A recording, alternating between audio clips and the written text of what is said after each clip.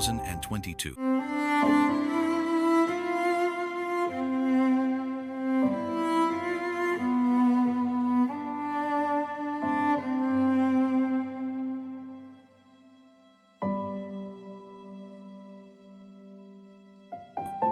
It started like any other Saturday night in the college town of Moscow, Idaho.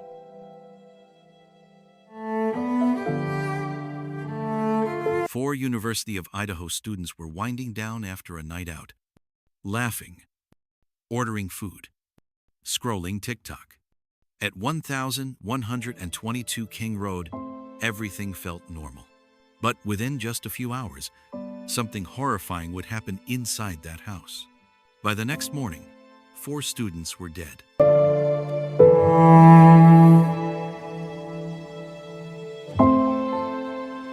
Stabbed in their sleep, with no clear suspect, no murder weapon, and no sign of forced entry. It was the kind of crime you see in movies. But this was real. This was the King Road killings. Victims, 1 o'clock, 2:15. The victims were all close friends.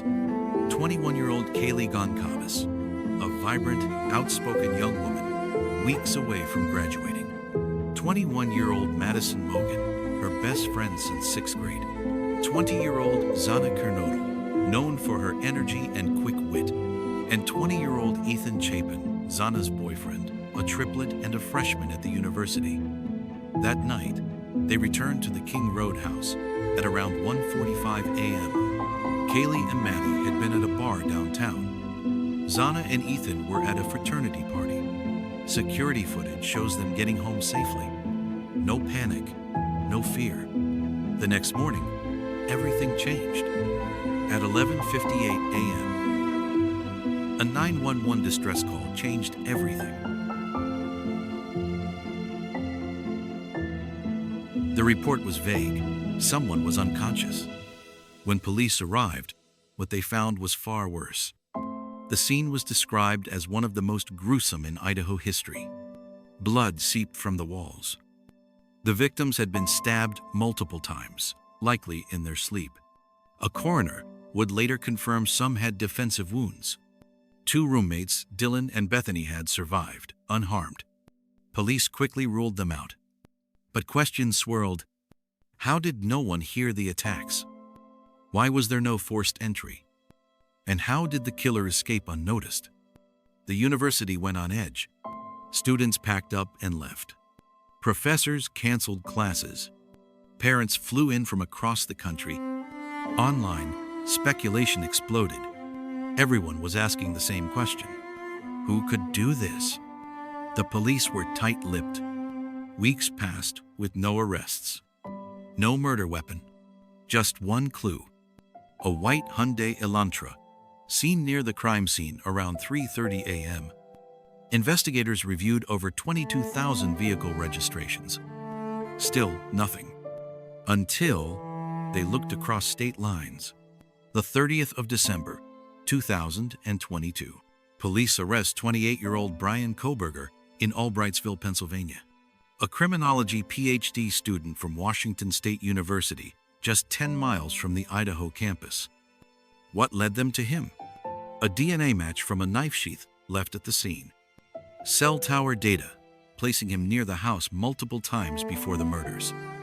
And surveillance showing a white Elantra traveling suspiciously the night of the killings. Kohberger had studied criminal behavior extensively. He even posted Reddit surveys asking ex-criminals how they felt while committing crimes. Was it all part of some experiment? Or was it a cover? As police built their case, the internet became obsessed. True crime forums exploded with theories. TikTok sleuths dissected the floor plan. Reddit users compared security footage frame by frame. Some pointed fingers at innocent people. Others speculated about motives, weapons, even conspiracies. It became a national obsession. But behind the screen, families were grieving. A town was still scared. And 4 young lives had been stolen. Today, Bryan Kohberger has pleaded not guilty. Prosecutors are seeking the death penalty. The trial is scheduled for 2025, and it promises to be one of the most closely watched in recent memory. As evidence mounts and new witnesses prepare to testify, one question remains. Why? Why these students? Why this night? And how did a man who studied crime allegedly become the criminal? This is only the beginning. In the next episode, we dive deeper into the suspect's background, his behavior, his eerie digital trail, and the moment he was caught. This is One Night in Idaho, a story of innocence lost and justice still waiting. To the families and friends of Kaylee, Madison, Xana, and Ethan, on behalf of the entire Crime Watch USA team, we extend our deepest condolences for the unimaginable loss you've endured. These 4 young lives touch so many, and their memory continues to inspire compassion, strength, and unity across the country. As the trial approaches on the 18th of August, we stand with you in the hope that justice will be served and that the truth will finally be brought to light. You are not alone. We honor your loved ones, and we remain committed to telling their story with care and respect. With heartfelt sympathy, the Crime Watch USA team, subscribe, like, and leave a comment to get an updates from the Crime Watch USA channel.